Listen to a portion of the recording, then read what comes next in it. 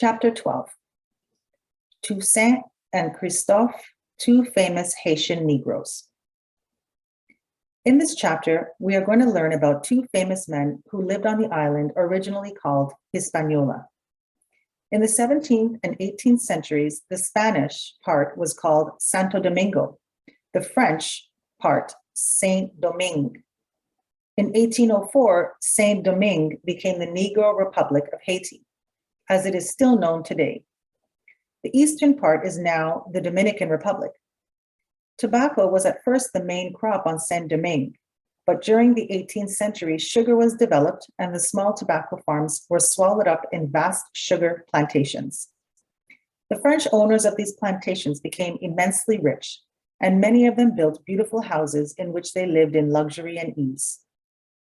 All the hard labor on the plantations, however, was done by Negro slaves, of whom it is said there were 500,000 in the colony. Many of the plantation owners were kind and humane and considered the welfare of their slaves, but some were not. And on the sugar plantations in particular, the slaves were often overworked and badly treated. There were also in the colony many colored people who were not allowed the same rights as the white people. In France itself at this time, the poorer people were also unfairly treated. They had to work hard to pay heavy taxes, which they could ill afford. They became more and more discontented, and in 1789, the nation revolted against its ruler. The king was imprisoned and later beheaded. Many of his supporters, called royalists, were also beheaded by the guillotine, and the country became a republic ruled by a national assembly. When the news of the French Revolution reached Saint-Domingue, the slaves and the colored people thought that they would receive better treatment from the new government of France than they had from the old. But although the colony was given a new constitution, the colored people were not allowed to vote, and the slaves were not set free. They were bitterly disappointed, and in August 1791, the slaves in Saint-Domingue rose in rebellion. On the Breda plantation in Saint-Domingue, there lived a Negro named Toussaint. He'd been born a slave, but his forefathers were African chiefs. Toussaint was so intelligent and trustworthy that his master gave him charge of the other slaves. Toussaint's father had been educated by Jesuit priests, and although he could not afford to buy his son out of slavery, he taught him to speak, read, and write the French language. Toussaint grew up a strong, athletic man, and until late in life, he could swing himself one-handed into the saddle of a galloping horse. He spent most of his spare time studying books lent him by his master, who was very kind to him. His reading and thinking led him to long for the day when the slaves would be set free. Then suddenly in 1791, the slaves in Saint-Domingue rose in revolt against their masters. It happened that Toussaint's master had gone to Le Cap on business. Before he went, he had begged Toussaint to protect his wife if there should be trouble. For a month, Toussaint kept the peace at Breda, while the slaves on other plantations were burning crops and buildings. Then he decided it was his duty to support the slaves in their fight for freedom. He helped his master's wife to pack her valuables and sent her with his brother Paul to join her husband at Le Cap. He then took his own wife and family across the border and placed them in safety in Spanish territory. He himself returned and joined the rebels. Toussaint was at first in charge of the wounded, but he proved a better soldier than a doctor and was given command in the fighting forces. He made an extremely able and courageous commander, and his skill in breaking the ranks of the enemy earned him the name of L'Ouverture, which means the gap. He was also a humane commander, and he used his power to protect the white people from unnecessary cruelty. Meanwhile, the Spaniards who held the eastern part of the island, which they called Santo Domingo, thought this was a good time to invade Saint-Domingue. Toussaint and the other leaders of the revolt decided to join the Spanish in order to continue their fight for freedom against the French planters. Toussaint was made a colonel in the Spanish army. Many French planters whose homes and plantations had already been ruined and who were now faced with this Spanish invasion began to leave Saint-Domingue. Some of them fled to England, and among these were Frenchmen who wanted a French king to rule France again and not the Republic. These royalists urged England to invade Saint-Domingue and restore their supremacy. The British invaded the island in 1793, but just before they did so, the Saint-Domingue Assembly, which represented the new Republic in France and not the old royalist France, declared the freedom of all the slaves in the colony.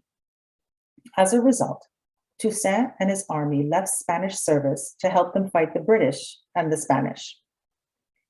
Toussaint was so brilliant a soldier that in 2 years he became commander-in-chief of the armies of Saint-Domingue. By 1801, he had not only defeated the British, but had also occupied the Spanish part of the island.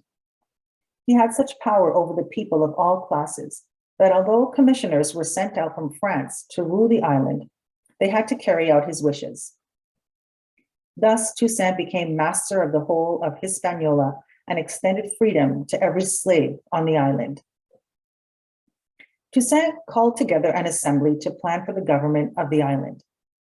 It was to be a republic, and the ordinary people were to have a share in the management of its affairs. He compelled the Negroes to go back to work on the plantations, although no longer as slaves. He made laws and raised taxes. He supported the churches. He restored cities which had been damaged in the revolution and built hospitals and schools. He worked so hard for the welfare of his people that frequently he slept only 2 hours out of the 24. In July 1801, he declared the island to be an independent republic. But a new ruler had risen to power in France, Napoleon Bonaparte. Napoleon decided that Saint-Domingue was too valuable a possession to be given up without a struggle, and that it should remain a colony governed from France. He gathered together a vast army of 25,000 men and 70 warships and sent it, under his brother-in-law, General Leclerc, to win back Saint-Domingue and restore slavery. This army arrived in Saint-Domingue at the beginning of 1802.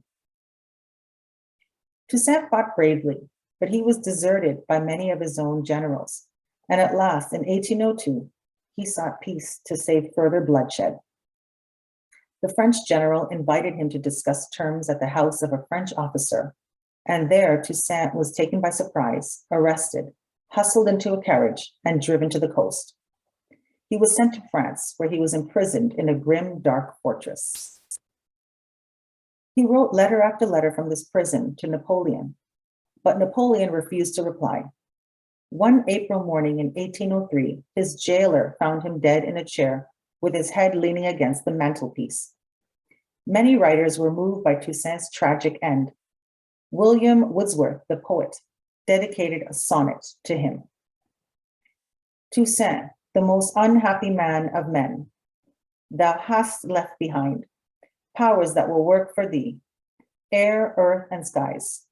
There's not a breathing of the common wind that will forget thee. Thou hast great allies. Thy friends are exaltations, agonies, and love, and man's unconquerable mind. Indeed, Toussaint had not died in vain. The army sent out by Napoleon was almost wiped out by a terrible epidemic of yellow fever. Another French general set up a reign of terror, but the Negroes returned blow for blow. The French were at last driven out by a new leader, Jean-Jacques Dessalines, and an independent Negro republic came into being in 1804 in the French part of the island under the old name of Haiti. These troubled times soon saw another great leader rising to power in Haiti. His name was Henri Christophe. He was born a slave on the island of St. Kitts. Later, he worked as a waiter in Cap Haitian. He was a man of intelligence, great courage, and gigantic stature. During the revolt, he served under Toussaint and proved an excellent soldier, rising to the rank of brigadier general. He also served under Jean-Jacques Dessalines and helped him to drive out the French. After the defeat of the French, Jean-Jacques made himself emperor of Haiti, but he was a tyrannical ruler and he was killed in a revolt in 1806. After his death, two rivals strove for power, Christophe and Pétion, Civil war broke out between them, which ended with Haiti being split into two parts, Christophe ruling in the north and Toussaint in the south. Like Toussaint, Christophe made his subjects work hard, and as a result, northern Haiti became very prosperous. He opened schools and established a printing press. In 1811, he made himself king of Haiti. He built himself a beautiful palace, filled it with costly furniture and pictures from Europe, and even had the course of a mountain stream altered so that it might flow under the marble floors and cool the atmosphere. But as he grew older, Christophe became sterner and harsher. He believed men were plotting against him, and he also feared another invasion by Napoleon. So he built himself a great fortress at La Ferrière. It stood on a mountain peak 3,000 feet high in the heart of the bush. The massive walls were 130 feet high and 30 feet thick. In the castle itself, there were 365 cannon, one for each day of the year. It was capable of garrisoning 10,000 soldiers. At last, the revolts that Christophe feared began to break out. The soldiers Christophe sent to restore order went over to the side of the rebels. Christophe himself fell ill, and seeing his powers slipping from him, he decided to take his own life rather than fall into the hands of his enemies. This he did on the night of October 8th, 1820, by shooting himself with, tradition says, a silver bullet. Although a much sterner man than Toussaint, Christophe had both vision and enormous energy. He gave his country prosperity and peace, and there must have been something great in a man who started life as a slave and ended it as a king. After revolts and counter-revolts, a Negro king, Faustin, was deposed in 1858, and a republic was again set up, which still exists and is still called Haiti. The eastern part of the island, the old Spanish Saint-Domingue, became a separate republic in 1844 and has remained so ever since, except for 4 years between 1861 and 1865, when the Spanish again took possession, being eventually forced to withdraw. This Eastern Republic is known today as the Dominican Republic.